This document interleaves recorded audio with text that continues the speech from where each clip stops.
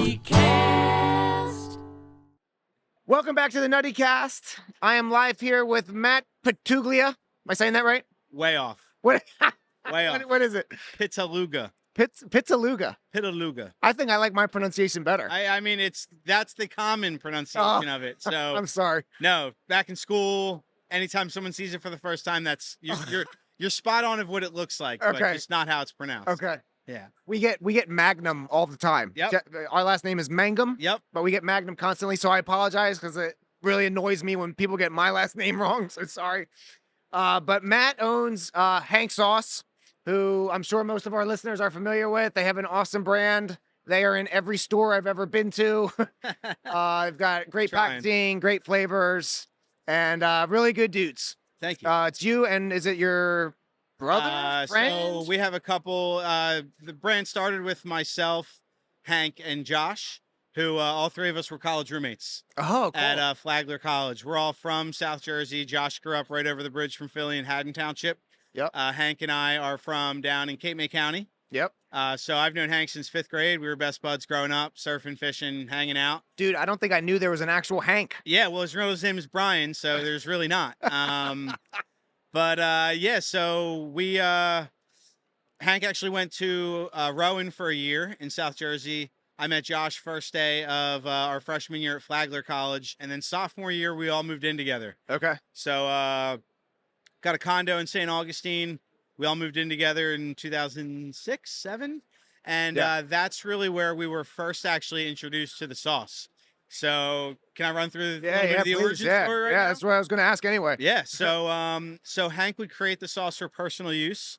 Josh and I were absolute wimps, self-admitted. Still to this day, I'm not even all about the super hot stuff. But oh, wow. Yeah. Josh and I were like, you know, when your roommate's a chef and he's cooking you dinner for you, obviously you're not complaining. Was his stuff super hot right off the bat? It wasn't. No, what he was making is our Urban Fused, our original, the Black Label one, the one that started it all. Label. You know, Josh and I just thought like, damn, dude, this stuff is really good. Like, this is really good. And, you know, we're in college. School's not a priority. Surfing and, you know, hanging out and fishing and partying takes a little bit more precedent there. So, you know, fast forward a couple of years, always knew like, man, it'd be cool to do something with that sauce. Yeah. What that actually is, not really sure. Yeah. I took the 6-year plan at Flagler, had to sample all of the majors, and ended up in graphic design. Okay. So I was doing public relations, PR, like journalism stuff, you know, it was okay. I was just trying to get a degree, you know. And then I started minoring in graphic design. I had an awesome professor who was very influential. And she said, hey, Matt, like you should switch your major and be a designer. And I'm like, it's December of my senior year. I graduate in April. Oh, man. Was this year 4 or year 6? This was year 4. Okay. So switched my major, did summer school, you know, crammed in a graphic design and fine arts degree over the next 2 years. And one of my projects in design class was to create a hypothetical brand. Oh, dude. For actually a series of print ads. So kind of aging myself there. Those don't exist anymore. They don't exist. So thought to myself, man, it would be cool to take that sauce that Hank had been making in the past. At the time, we weren't even all living together. It was just something that kind of stuck on my mind. You know, like that sauce that he makes is really good. There might be some opportunity out there. And decided to use it for the graphic design project. And, you know, created the label, the logo, taglines, like, you know, website, everything else. And needed that for my portfolio to graduate.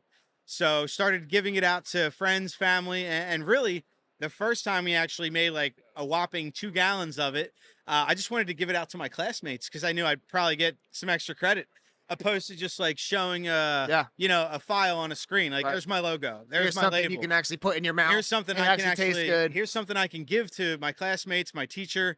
You know, hopefully get a couple points out of it. And you know, like the next week of class, people were coming up to me saying like, "Hey, man, we killed that bottle this weekend. Like my roommates and I, you know, a few of us crushed that, you know," and kind of was our aha moment. Oh, man. You know, Josh and Hank were out of school. They both had jobs, good jobs. You know, I was looking to get into like, you know, working for an agency or some type of like marketing firm. I had been into like CPG and packaging for a couple of years. So It was kind of like a right place, right time, very organic thing. Yeah. And just figured, hey, we're 23. Like, what the hell? Yep. We got to charge it now. Yep. And if it fails, we all have a good skill set. We'll fall back on something. Yep. Got to give it a shot now. So moved back home to good old Sea Isle City, New Jersey, where I grew up. Woo! And we knew that, being a couple Jersey guys knocking on doors in Florida, trying to sell hot sauce, it was going to be difficult, right? So if we moved back home, Okay. maybe people that we knew that had establishments would throw it on the counter. Mike's Seafood. Mike and my dad went to high school together. Oh, wow. Places like that. Ocean City, right? Mike's Seafood? Yeah. Mike's is in Sea Isle. Or Sea Isle. But the people from Sea Isle would go to Ocean City High School. So gotcha. Same with Ocean City, though. Local, all the heritage surf shops. There's 3 of them. Hank used to surf for them and work for them. Man, so we had a lot of connections that allowed us to kind of tap people on the shoulder. And in our earliest days, we would just give them a case, say, hey, throw this on the shelf. If it sells, call us back. If not, it's yours. Man. So really kind of started I believe that that's way. the Sunbum method.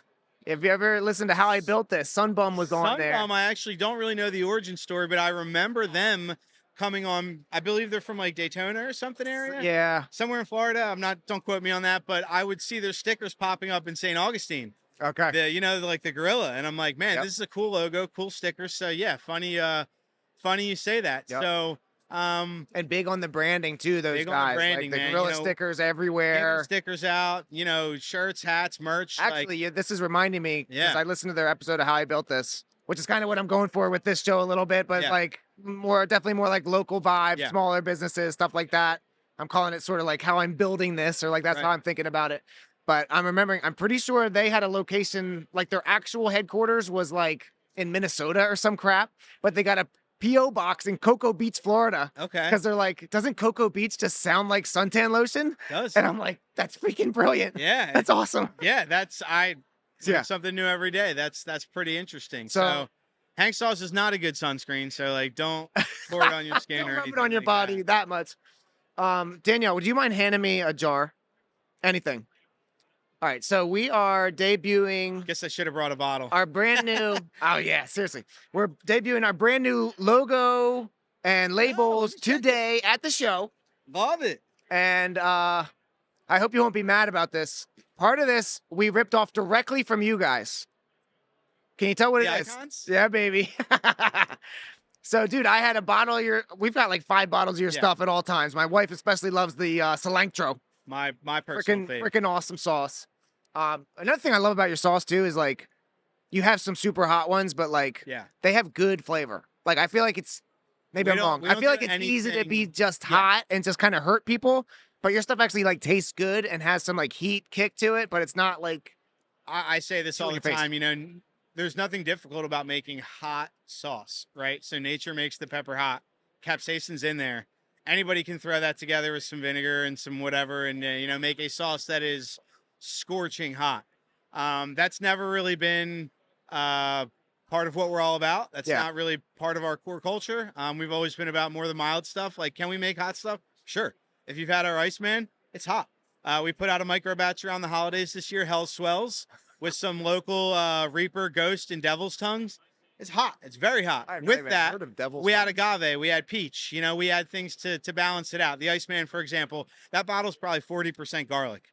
So you're getting a ton of garlic. It's a whiskey infused sauce. Oh. And it's not aged on a bourbon barrel or anything. The whiskey actually goes in first. Oh, comes into a rolling boil, interacts really well with the garlic, the butter, and just creates a really, really unique flavor. So for us, if we are going to make something hot, it's it's got to be balanced. And honestly, to be, to bring more of like a business perspective into it, nothing super hot is like has ever been one of our best sellers. Like, interesting. People love the mild stuff. Like, sure, there's hot sauce brands that really embrace the super hot stuff. That's great. That's for them. We are never going to try to be that super hot stuff, and a lot of that comes from our restaurant background, right? Yeah. So this is our 13th summer in business at our restaurant in Sea Isle City, 8605 Landis, where we started making everything by hand.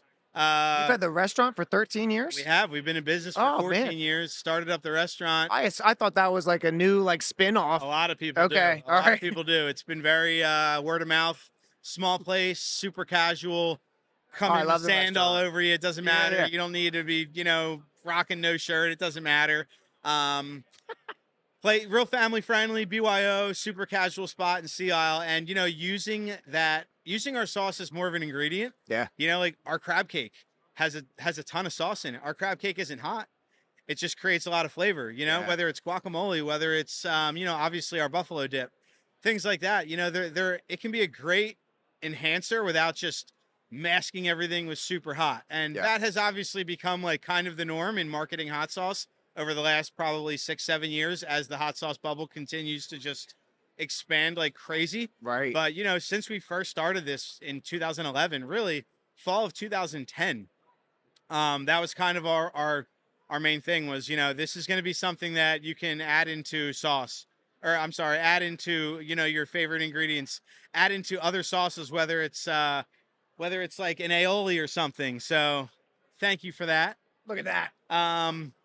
Should I roll right into this right now? A little, Well, let me ask. So, yes, yeah. I don't want to get off your schedule here. You are the host. So You're very sweet. So, yeah. Don't look too closely, folks, but we totally ripped them off. you're not the first. I was eating some Nor of are your you the sauce, last. and well, I apologize, but also thank you. You don't have a dinosaur on yours though. Well, I wanted something. I was like, my designer buddy, his name's Michael Smith, dad designer. Shout out to them. Loving the new look. Yeah. He's awesome. But I was looking at the textures are real big with peanut butter, and what I really love about your guys' brand is like that. Obviously, I love all of your stuff. That Dubai chocolate one. Oh, thank you, My man. wife and I have gone through like 2 of those in the last like 3 weeks. But the texture is like awesome, and obviously bringing that individually, like on the label and stuff, like that's part of why our back panel is completely open on that sauce. I think that's brilliant. Yeah, because you want to see the you want to see the texture. You want to see what it's exactly. what it's gonna look like when it pours out. I don't trust something where the entire thing is covered with like the label. I'm like, what the heck is in there? Or like a shrink wrap where the whole thing is wrapped, and you're like, yo, I can't see it until I pop it open and pour it out. Yeah. It's definitely a big psychological thing there when it comes to the sales. Interesting. I think we have some similar ideas, but for sure. I was talking to my buddy Michael, and I'm like, I love the look with all the icons. You don't have to say it's good on fish and write that out in a sentence. You can just put a picture of a fish and it says, try it on this fish, cow, chicken. Yeah. And then it's hilarious. If you're looking closely, there's a freaking dinosaur on it. I'm like, that's brilliant. The dino's been there forever. So, yeah. And you know what? It's interesting you say that. Just Friday, we were up here doing the international meetings, and it's something that like transcends language barriers. So like people see the side and like, yeah, good point. Whether they're getting a chuckle out of it or they just instantly put 2 and 2 together and say like, oh, this sauce is awesome on tacos. Yeah. That's great on fish. Awesome on fries. Like it's something that kind of helps break that language barrier and lets you know, obviously, the sauce is super versatile. Yeah. So I was like, Michael, what can we do? Like, what's our dinosaur? This was a conversation we had like a few weeks ago. Love it. And we eventually came up with, we're not as cool as Hank Sauce, man. We don't have anything as awesome as a dinosaur, but that's flattering. We do have a spoon. So on every one of them, on our new labels, you'll see the spoon image. It's kind of the bottom right, which I mean that's cute too, right? Who doesn't eat? The first time I tried the Dubai chocolate, I think it was at like Bayfest a couple weeks ago. And we use those little paper spoons. Yes, sir. And like I literally just cracked it open and dug that bad boy in there. And we're just like spooning it in. And I mean, who hasn't eaten peanut butter? Spoon. Spoon. You could have put like a finger on there, like just because. Oh, we're not putting that. No, that's not going on. Human hand. But we did include a schmear. If you look closely, we never had that. That's what I'm saying with the texture. Seeing that on the label's nice. I was walking through like the snack aisle like a couple years ago, and I was like, man, every freaking package has a picture of the food. I'm like, why do you need a picture of the food on the food? But everyone does, and so many of these brands had some kind of like a character. Yeah. Either like Quaker Oats, like a person, or like a mascot, some kind of mascot, Tony the Tiger, like whatever. Like every one of these labels, and I'm like, we don't have anything like that. Like our label is just text. Right. So now with our new rollout here, we've got the squirrel. I like. We named him Forrest. I like. And then it's Forrest's favorite pairings. There's kind of the ideas and stuff, and then we got the picture of the schmear. So I'm very excited. But As you should be. tell me what it's like. So you came from kind of a graphic design background eventually, which is Correct. cool. I didn't know that. Yep. Yep. Um, when you take in kind of the whole package of like the whole picture of your product with the bottle, the square shaped bottle, which is very unique, the colored top, which I think every flavor you have a different color, Correct. right? Yep. Like you already talked about like the iconic Yep. images and stuff. Like what do you what's kind of in your head from like a branding perspective with like what you want to convey to the public? So when I was, switching my major around, this was around the time when craft beer was like really taking off. Oh yeah. And I was very inspired by like, Dogfish. awesome craft beer labels. Yeah. Dogfish, man, shout out to Sam, great guy, Yes. loves Hank sauce. Oh, it's awesome. Gotten him a couple bottles over the years, but just the design world in general. Whereas, and don't get me wrong, I love a clean, a Miller Lite label, the old school Budweiser label. Like I can appreciate all different aspects of it. But when that craft beer scene really started coming on hard in that 2010 time, it was such a disruptor that you can't help but like be attracted to a label like that where the big boys, the Right. big brands, you know Right. what to expect. Right. When you see something like that from the side, it's just like, whoa, that's pretty cool. It's so hard to catch people's attention like for the first It time. is. And like, Everybody knows Corona and yeah, Budweiser and right, stuff. Like Dogfish or whoever just coming right, onto the scene. How are they going to stand out? right. And in the grocery world, like that 18 inches from yourself to the shelf, like that's the hardest thing in the world is getting someone to pick it up, look at it, and actually put it in the cart and Yep. check out. Yep. Right. So like for us, the bottle was number one. The first thing I wanted to do was avoid the 5-ounce woozy bottle, which Yes, is like sir. what is, a majority of hot sauces. Now, Yep. looking back, with that being said, I'm not going to get too far into it, but this bottle is a pain in the ass to make. Yeah. It's a pain to deal with. Yeah. Part of the reason we built our own facility, any co-packer that we would work with, they're like, we're not using that bottle. Really? We're not retooling our line. Wow. Along with use dried garlic, use, flash frozen herbs, don't use fresh herbs, along with all that. I didn't realize this. You guys make the product. Oh yeah. Okay. We have our own production facility in Millville, about 40 minutes from our restaurant in Sea Isle, halfway between Philly and Cape May, right off excellent. 55. Excellent. So, but I really wanted something that was intriguing. So the square bottle, right? You get three different stories. You get three different sides. A circular bottle, you kind of just rip past it and then you put it back. The back panel, like I mentioned earlier, it brings in way more of that visual aspect to see what the actual sauce looks like. For our original sauces, not this one so much. You see some pepper seeds in there. You see some garlic chunks. You see Yes. big shreds of cilantro or basil. You want something like that is going to intrigue the customer and at least get them to pick it up. Whether they put it in the cart, that's another thing. Yep. We can get into, promotions and how the chance of them buying the sauce, whether it's got a yellow or red tag, how much that goes up, all that obviously, like other psychological stuff. But like, does the sauce look or the product look good on the shelf? Like, and for me, I wanted the shelf appeal more than I wanted, because I was already a believer, right? Like, Hank had done his job. Like, this stuff's phenomenal. I'm sold on it, and I hate hot sauce. Huh. So, like, Yeah. for me, how can I get people to go, what is this? Like, what? I'm almost intrigued. Like, I'm almost confused, right? But like, at least confusion will get someone to stop and take a minute to look at it and Yep. check it out. I mean, our logo is upside down on our bottle, right? Like, we It's have a brilliant. big vertical fish. So, like, you And gotta everybody knows the you fish. gotta like look it around and like, inspect the bottle a bunch before you put it into your cart. So curiosity was really like one of my biggest influences as far as like creating shelf appeal. Yeah. The tall bottle, the bottle itself, like with the woozy bottle, we quite literally stand above the competition on the shelf with these bottles. So, like I put 6+ months into redesigning. Our original bottle was in the 5-ounce bottle. Oh, really? We had a different logo for the first couple months. Wow. And then I went from graphic design 3 to portfolio. And portfolio was all about taking like 10 or 12 of your best products, tweaking them, and then putting it into a big binder. And then like we went to a portfolio review where we faced off against other schools. So we had like Savannah College of Art and Design, University of Florida, like University of Georgia, like all these big schools with big programs. Here we are, little Flagler College with 2,000 students. We took home 5 of the top 10 spots. Oh man, Yeah. dude. So like, and it was funny because I And actually, was it look very similar to this? it was the current design. The current Urban design. Infused So design. current Yeah, the current logo, current square bottle. bottle, that was in the portfolio. And, I got offered a couple jobs at the review, and each one of them I was like, hey, I'm keeping your card. Wow. But feel me out here. Flip back to page 1. See that product right there? Like, I'm going to pursue that. Yeah. And if I fail, I'm coming back to you and I'll work at your agency. So, that's awesome. Yeah, that's similar man. to my story too. Yeah. Like I graduated baby, in right? 2010 and Yeah. found myself like doing this or whatever. And I was like, I can go back to like the corporate, or I can attempt the corporate world thing like down the line if I need to. Yeah. I gotta try this nutty thing. I gotta see where this goes.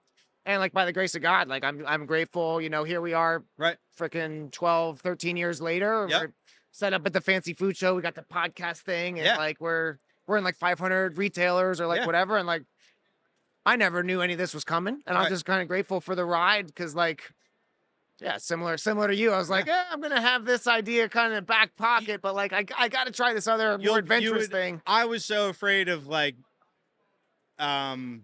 regretting it, right? Like Exactly. Like I can go be a freelance designer tomorrow. I can go apply to agencies. Obviously, things like AI are making me realize like maybe I made the right decision. Yeah. Like, there's things that are going to be changing big time in the design world for all these fields. Like creatives are definitely they're tasked with a big this AI thing is going to be wild when it comes to creatives, but I get to still be a designer. Yeah. But now, like if in both of our positions, if we didn't do it, you'd be sitting at your desk right now at your job going like, what could have been? Wonder, man. What could have been? And hey, if you try it and you fail, like big deal, man. Like failing is growing, like we've failed a ton. Like people think like Hank Sauce is this like massive company and we're like so successful. And like one of the biggest misconceptions that we're loaded and all this. And it's like, man, it has been a struggle, like we built a factory, like we built a 10,000 square foot facility to make this stuff because we had such a hard time with with co-packers and whatnot, which, looking back, was it the right choice? Maybe not. Maybe we should have put more time into that and we'd have more money for marketing, or, maybe we would have found the right producer who also had other relationships that can get us in. But, obviously can't change the past. So like embrace the cards you're dealt and roll with it. But, looking back now, I mean, like we grew up or, started our brand in Florida. We were shopping at Publix. Like, wow, what a crazy big store. And like last year in 2024, we nailed Publix and we're in Publix. So it's like when stuff comes full circle like that, it makes you kind of think like, all right, like I am doing the right thing. Like obviously there's failures along the way. Any brand is going to have failures. If not, you're definitely like not in reality. But, like I'd be so upset if we didn't just jump off the curb and like give it a shot, So congratulations on Publix and everything else. I so much of what you said I resonate with. People thinking like you're so much more successful or like loaded than you really are, and you're like, well, actually I didn't pay myself last month. Or the month before, it's tough, man, but it's it's what you got to do as an entrepreneur. And obviously in a position like ours, we put all our employees first, make sure obviously payroll is number one. Like there's times where you got to sacrifice, and that's part of the journey, man. Success is the journey. There's no end point. It is the journey, the every little win. You get knocked down a couple times, you get another win. Awesome. I mean, we're sitting here at Fancy Food Show. We just had, Whole Foods and H-E-B and a couple other retailers swing by the booth already, and like they love the brand. Are we gonna get in? Who knows? But the fact that you're sitting there even chatting with them, it's pretty cool. It's pretty cool. What if you don't mind me asking, do you have like an end goal for the company? Are you looking to sell one day? Are you wanting to pass this on to your kids one day? Like so no, great question, and obviously one that any entrepreneur has to be like very honest with themselves about, right? We haven't really had any investors in the past. My dad's an investor who helped us build the factory. Okay. My dad was a commercial fisherman, who did a lot of real estate after he got off the ocean. He's learned a lot now, but getting into it, like he didn't know anything about hot sauce. So we are actually right now, like working on a potential investor group and bringing on some marketing dollars to help us expand outside of the Mid-Atlantic. I think we kind of take the hand that we're dealt, and like, would it be cool to maybe like exit one day and look back and say that was awesome? Sure. I'm 38 years old. That's like, the brand has a lot of growing to Right. do. I have a lot of growing to do. Yep. And I think we want to get to the point where we have a well-oiled business. We want to get to a certain revenue point. We want to be able to, if we can pay ourselves a solid check, everyone's happy at our company. We are able to give raises when they're due. We want to be able to just like run a well-oiled machine and build something really meaningful. Yep. I think any entrepreneur that gets into, especially like CPG, like there has to be a little piece in your mind that like strives for that exit. Like everybody dreams about like someday being, bought by a big company. And but you've also heard a lot of like horror stories of like brands that sold out too early, or made a bad move along the way. I mean, don't get me wrong, when you see like Cholula being bought for 800 million from McCormick, Cholula was in the United States for 30 years before that happened. They were in Mexico for a long time before that. Yeah. Like, you got to be realistic with yourself about like where these goals are. And for us, I think it's more just continuing healthy growth and getting to an area where we can all say like, damn, we're really proud of that. Which, don't get me wrong, we're very proud of where we're at now, but we're all very hungry. We're very passionate, and we strive to be better. We're all very honest and open about like what we lack, what we're not good at, more importantly, where we can bring on more help, who we can look to for advice. And, the best thing you can do is talk to people that have done it, talk to people that have owned brands, distributorships, like all these other assets pieces of what makes, a brand like ours tick. You need good distributors, you need good suppliers, you need good retailers, you need good employees. Like, there's so much that goes into it that like getting to a point where, we're a lot farther along in our journey. We're in, our ACV is like 3% for the United States. Like, we're in a couple thousand stores, but there's 40,000 grocery stores out there. We haven't touched Kroger yet. We're tip of the iceberg. We're in a very small fraction of Albertsons stores. We're in Sprouts nationally. We're in Ace Hardware nationally. Ace Hardware, all right. Yeah, Ace Hardware, a huge grilling section. Yeah. Awesome. Really just started bringing on sauces a couple of years ago, but it's great for our footprint, right? Like, so we're in maybe 1,500 Ace Hardwares. So they're all over the country. Amazing. It's not like the craziest velocity. Yeah. But it's something that if you're looking for a Traeger and you're spending $1,200 on a Traeger, and then you're gonna go spend another $100 on like pellets and spatulas and like random stuff, someone comes across our bottle, picks it up, next thing you know, you got a new customer, and they're going to bring it to a cookout that tells 5 people, and then they're going to go seek it out. Their cousin's going to go buy it in Southern California. You know what I mean? It's like there's a potential win in like every scenario. So for us, I think, would we someday like to potentially exit? Possibly. Right. We have a long way to go. You know, we have a lot of debt. We brought on a lot of debt equity for our factory. Yeah. Like we're owned by the banks. So it's getting to that point, building that revenue, building that team, getting to where we want to be. And then if someday it does happen and the right deal comes along, right, maybe we consider it. Now personally, like, I'd want to still be involved. I'd want to be on the board. I would want to still make decisions, man. This is our baby. Like, right. You know what I mean? You're in the same position. It's like to let those ropes go. Yeah. You hear a lot of people that like they get, sure, they got like money. Like, okay, like money's not everything, obviously. And like having someone else maybe take your business in a different direction that you don't agree with. Like, who knows? Maybe they freaking change the Hank Sauce logo. You never know. So once it's out of once you're a minority owner and it's not in your hand anymore. Right. You know? Tough luck. Yeah, So. I think Jesse and I have like a similar mentality on that too. Like, I've kind of had this goal. Maybe it kind of occurred to me in these words within the last like year or two. Yeah.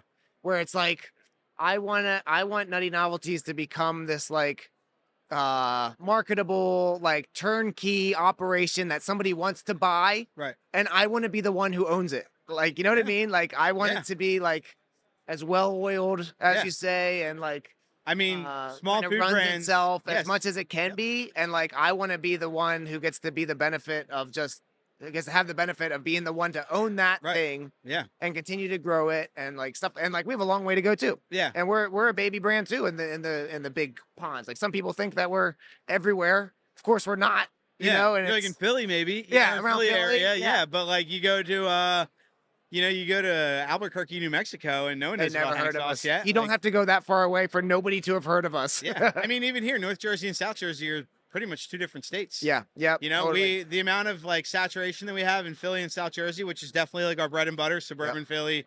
Like Harrisburg to Cape May County that's really where like a lot of our sales are focused. A lot of our independents are focused. But back to your point, like small family-owned independent food brands are very attractive to private equity firms right now.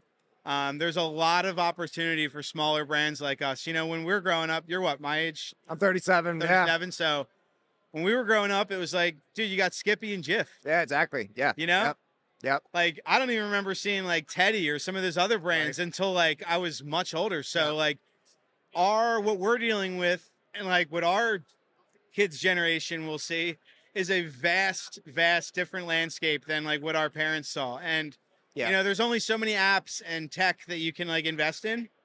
So what we're seeing anyway, just by like fielding interviews and getting a general consensus of like private equity groups, there's a lot of interest for brands, authentic small family owned businesses. I mean, you see there, man, the Meat Church, Dano's, like all these like brands that have been like a guy, like making some stuff in front of the camera, and now they're, massive brands that are getting tons of love from the retailers because they're being sought out. They're creating that demand. And, like back to like your point and your plan there, there's no reason why you can't find the right person. Now, it might take you 35, 40 different investor groups to speak with, but like if you're putting in the hustle and, there's someone out there that's going to find that puzzle piece, right? And say like, this is the kind of brand I'm looking for.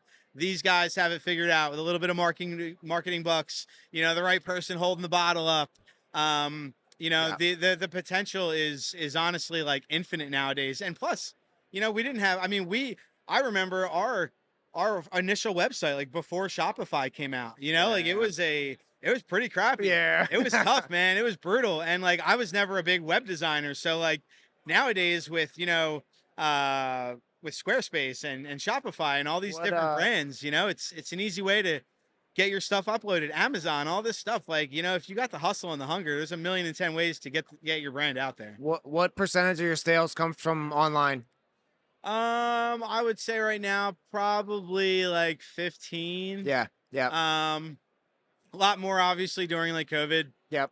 And even that's honestly something that our web sales have kind of plateaued over the last couple of years, to be honest. Yep. Now we like to think that is because we're gaining more retailers every year. Maybe that's just a good excuse. Buying it at the grocery store or whatever instead. Right, saving that shipping. We do a lot of like, we'll take our email list from our Shopify and really like blast that out to our customers. Like, hey, thank you for buying it online.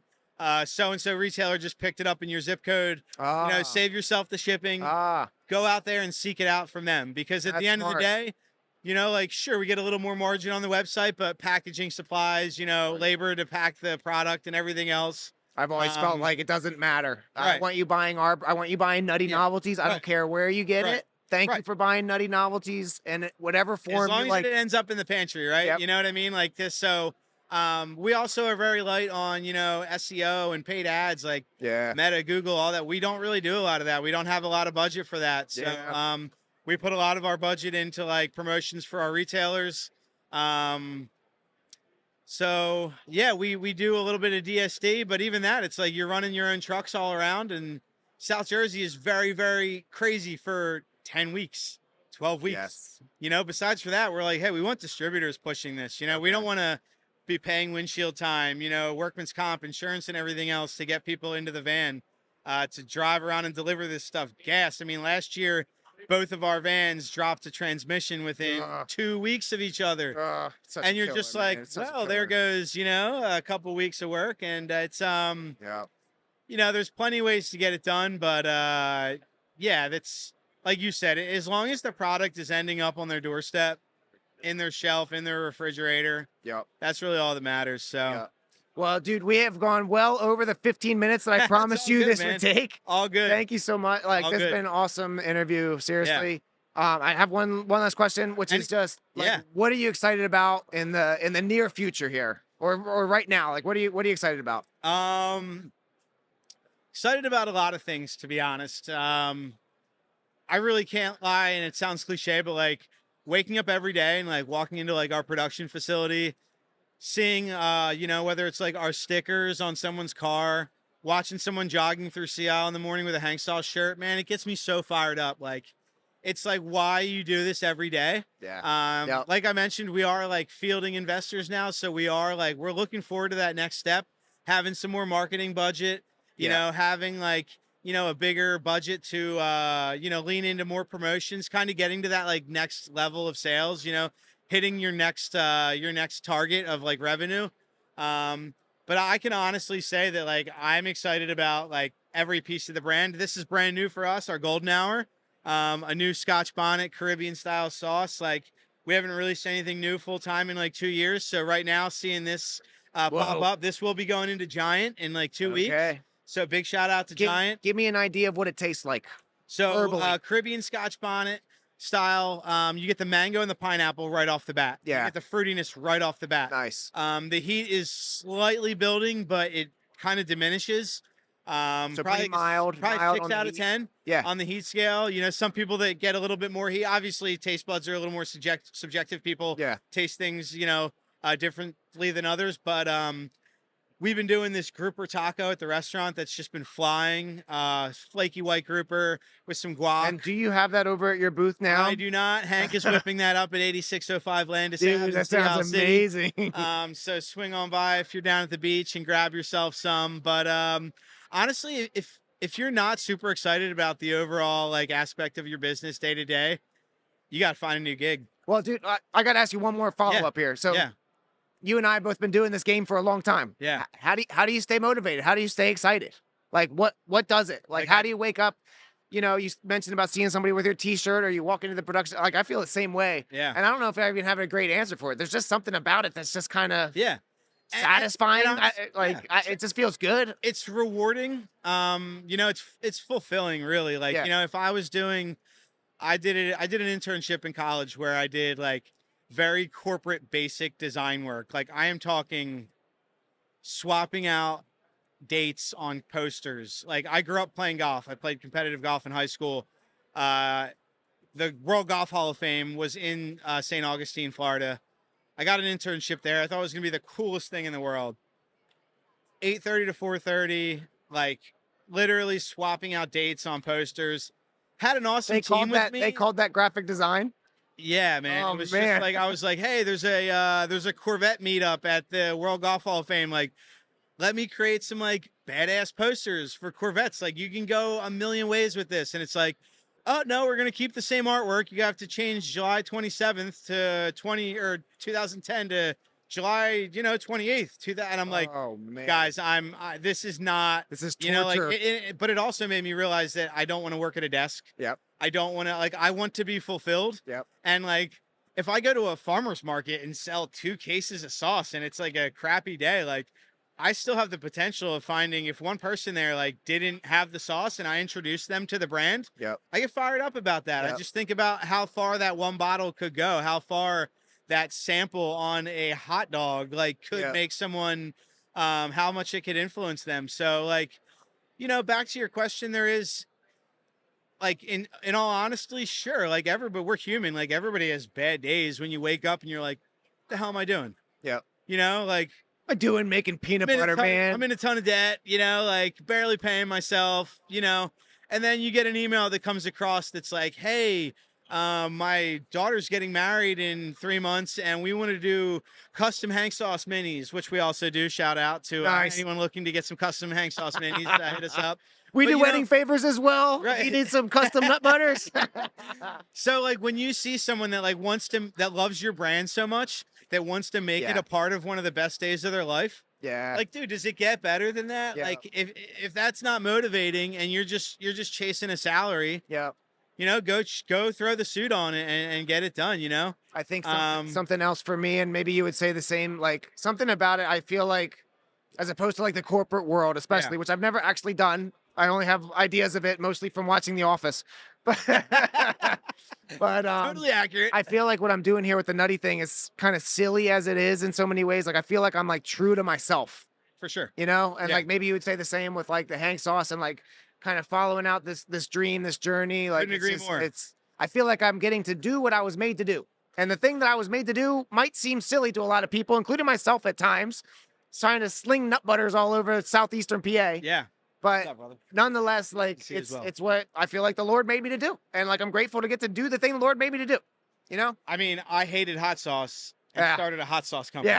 Yeah. So if that Awesome. doesn't agree with everything that you're saying right there, and that doesn't check every box, you know, awesome. it's and that's entrepreneurship, man. I think whether I started my own firm for design, whether I was working in it, like, you know, if our restaurant, if that was my full gig, and you know, I was just managing a restaurant, like, you got to embrace it and be all about it, because if you're not, Yeah. and I think that's why both of us are still doing what we're doing over a decade.